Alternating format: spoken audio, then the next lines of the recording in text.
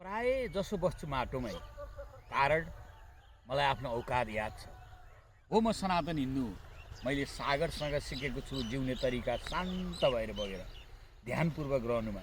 यस्तो होइन कि ममा कुनै एप छैन, सत्य भन्छु तर म झुट छैन। कारण म सनातन हिन्दू हुँ। कारण म सनातन हिन्दू हुँ। अग्निमा जल्छन् ती दुश्मन मेरा एक इतिहासबाट। न मैले कुनै सनातन मान्यता बदलिएको छु, न कुनै धर्म परिवर्तनको बिल्ला झुन्डाएको छु। यो महँगो घडी किनेर हातमा के बाँधेँ, यो समय पछाडि नै छोडिदिएँ। मैले विचार गरेको थिएँ घर बनाएर आनन्दले बस्छु। तब घरको जरुरतमा धर्म परिवर्तनको बिल्ला झुन्डाइदिए। तब घरको जरुरतमा धर्म परिवर्तनको बिल्ला झुन्डाइदिए। आनन्द कुरा नगर पादरी, आनन्द कुरा नगर पादरी। त्यो कन्याको बाल मक्खन अब पाइँदैन। चाहना त संस्कृति सभ्यता बेच्दा पैसाले पुरा होला। स्वधर्मबाट त बस जरुरत पुरा हुन्छ। स्वधर्मबाट त बस जरुरत पुरा हुन्छ।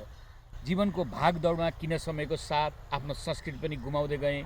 हाँस्ने खेल्ने जिन्दगीलाई पनि इसाईको पल्टामा सुम्पिँदै गएँ। एउटा बोर्बा मुरत थियो, जब आलु दैलोमा कुरिरहेको थियो त्यहाँ गायत्रीको मन्त्रको जप हुन्थ्यो। तर आज बिना मन्त्र जप साँझ परेको छ। कति टाढा निक्लिसकेँ आज आफ्नो धर्म संस्कारलाई बेच्दा बेच्दै।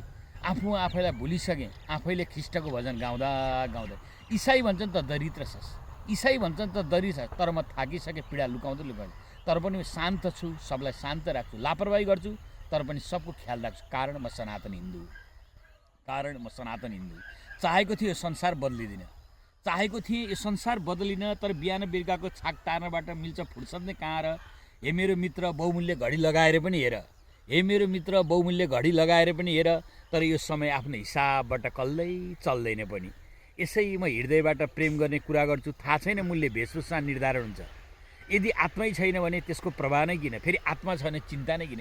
यही कुरा मान्छेलाई सनातनबाट टाढा बनाइदिन्छ। एउटा भोग, अर्को कर्म, बेचेको सभ्यताको